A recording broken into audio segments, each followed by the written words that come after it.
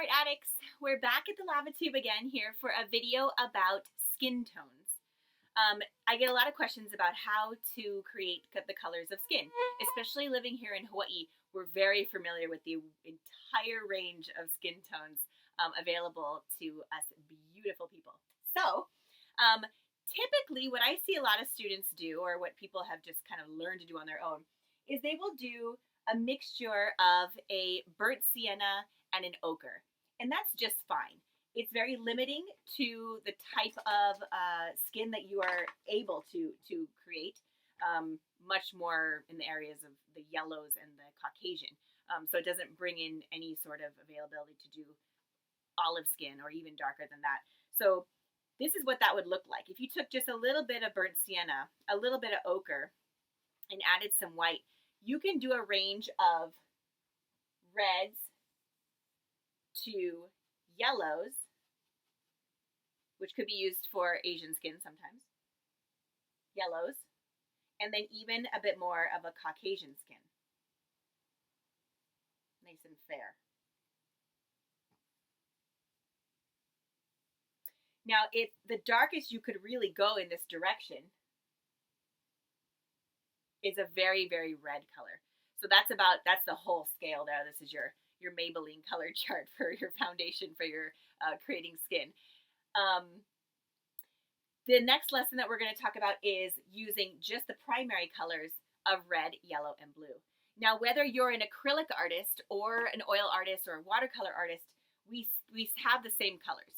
So what I like to use is ultramarine blue, alizarin crimson red, and cadmium yellow, as well as white. That's whether it's in oil, acrylic, watercolor, anything. If you don't have some of those colors, you can substitute some. What we're going for is great vibrancy and feel. We don't want to overmix our colors to make them dull. So I've found that these colors mixing create still vibrant skin.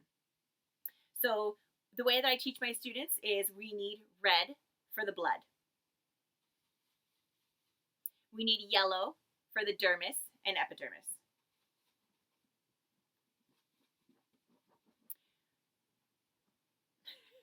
She doesn't like this lesson. We need blue for our veins.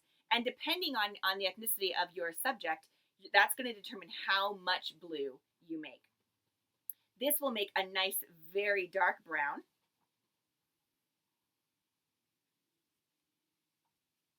But a much more lifelike color than just using burnt sienna and ochre, because you're using real colors.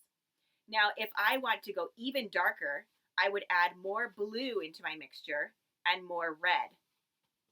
You're going to come out with a type of purple, so make sure that you neutralize it with a little bit of yellow.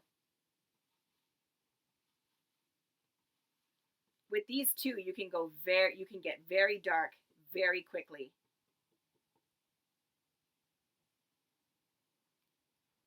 It looks like a purple a little bit with our little shadow on there. But this is a great shadow color for darker skin.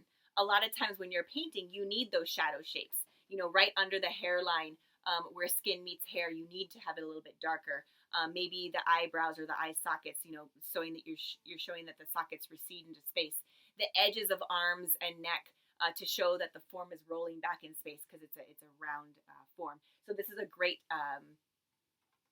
shadow color. There you go. Okay, continuing on. As I get lighter and lighter, I can work my way all the way up to Caucasian with this entire line. So now I'm going to have less blue and less red. I'm going to have more yellow and red. Now, I didn't clean my brush, so I'm just taking that color with me. And I'm just adding yellow and white. Taking it right back to where I started from.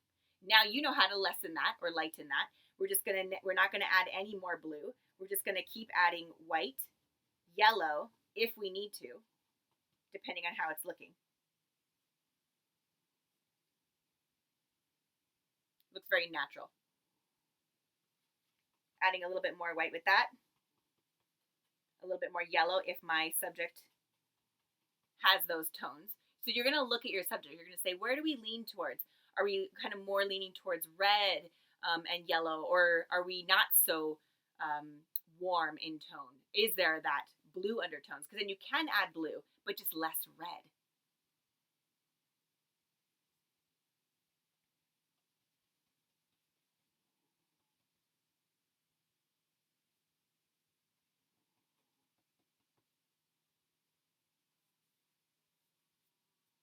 This is going into more of the Caucasian pink now. So now you can see this is our whole gambit here.